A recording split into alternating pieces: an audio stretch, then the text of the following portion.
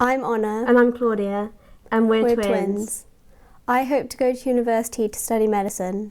And I wanted to become a vet, but I have cystic fibrosis.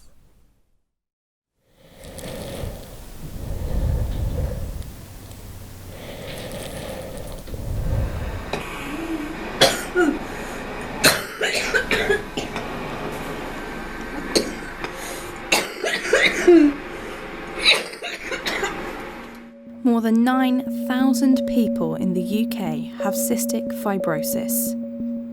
It causes mucus and scarring in the lungs and causes problems with digestion. It's incurable, life-limiting. But Claudia doesn't let that hold her back. Half of people with CF now live into their 40s. 50 years ago, most wouldn't live beyond 5. The twins are now 18, and Claudia is as healthy as she can be. But not everyone with cystic fibrosis gets so much time. Robin was just 21 when he died in 2014. It got more and more clear that, he hadn't got... Things were not looking so good. I think that's really all we can say. And I think a couple of times we thought it could be today. Cystic fibrosis is genetic, and both parents must pass down a variation of the gene in order for a child to have the condition. This means that if both parents are carriers, there is a 1 in 4 chance the child will be born with CF. Since 2007, all babies have been tested at birth. But when Robin and Claudia were born, there was much more uncertainty. It was really just a case of him failing to thrive, that's what they called it, and being very skinny and a bit snuffly. And we'd tried various things. People wondered if maybe he didn't have decent nostrils and various other things. But eventually we had a sweat test and we discovered that it was cystic fibrosis. Within about 10 days of coming home, Claudia's weight plummeted and she lost about a third of her bodily weight and became very unresponsive and really wasn't feeding or waking up. So she was taken into hospital and we were in hospital for a week, but they couldn't find out what was wrong with her. So for the next 6 months, she just was not very well. She put on weight and I could tell there was something wrong. A new paediatrician was appointed at the JR, and when we met she said, well, there's just one test I would like to do to see whether Claudia might have this particular condition. It's a test for cystic fibrosis. And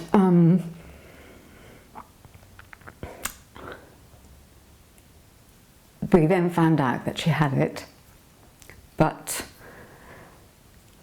as I said before, I didn't really believe it anyway. I thought, no, this is ridiculous, we haven't got that, or Claudia hasn't got that. But I was quite amazed because I simply took it in my stride because I had to. It was everybody else who was shocked and upset. But I thought, no, we're just going to fight this. And like every family touched by this unwanted guest, they've been fighting ever since. The daily regimen of medication is extensive for a person living with CF. Probably the moment I wake up, the first thing I do is stumble for my inhaler because I just really need it.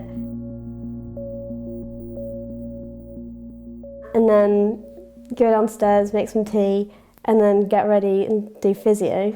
So that can take about half an hour to do physio. And to do it properly, you should really do it for at least half an hour. But because of going to school, you have to cut that short most days. Having a big breakfast is really important because you have to have so many calories, a lot more than any other girl your age. And then not to mention the cocktail of medicines you have to have, along with your breakfast. It's not very appetizing. So you have like a pile of antibiotics and you have like some Weetabix on the side. I take my DNAs after school and then more medicines, physio again in the evening.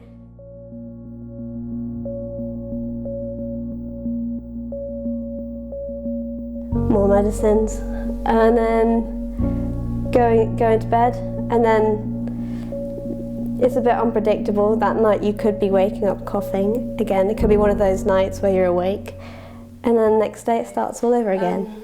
I should do nebulized antibiotics twice a day and then do DNAs and another like saline on this. That'll be 5 times a day, but obviously it's quite difficult to get all of that done.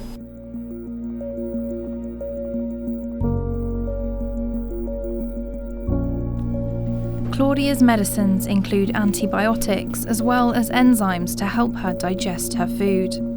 Alongside her everyday routine, she also has to take regular rounds of intravenous or IV antibiotics to fight and prevent infection. The excess mucus in her lungs means she is prone to illness, and risk of cross-infection is the reason CF patients rarely meet. It was because of this that Robin and Claudia never met. And it was here, at Douglas House, where Robin spent his last days. It was a really special time. I mean, it felt,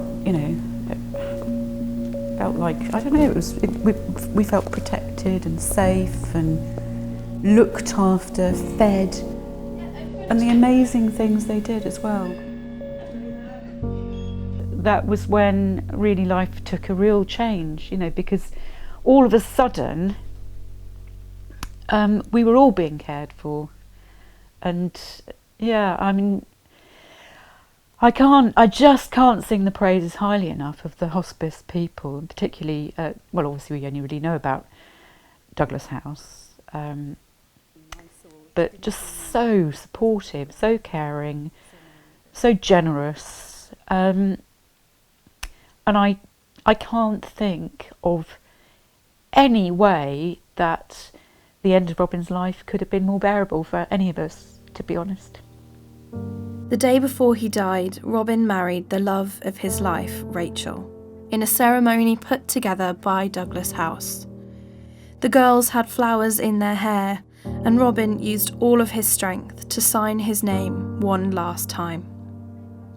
The next day, on Wednesday the 17th of December 2014, Robin passed away, surrounded by his family. Robin definitely wasn't going to let CF stop him. He would do things no matter what. And he had quite a lot of life goals. As a person, God, indescribable. Full of questions, always. Crazy. Very clever. Very irritating. Very determined. Very cheeky. You could always tell when he was kind of having you on, because the left eyebrow would go up. Do you know that? Like Robin, Claudia, alongside Honor, is determined to make the most of her life. The twins plan to take a gap year to travel before going to university, where Claudia plans to study pharmacy. Her life is fulfilled, one of happiness and drive beyond that of the struggles given to her by CF. You just gotta carry on and not feel sorry for yourself and do what you would have otherwise done if you hadn't had CF. Because if you don't, then we'll just think of the people that had CF and they died and they weren't lucky enough to live and fulfill their life, so you sort of do it in their honour too.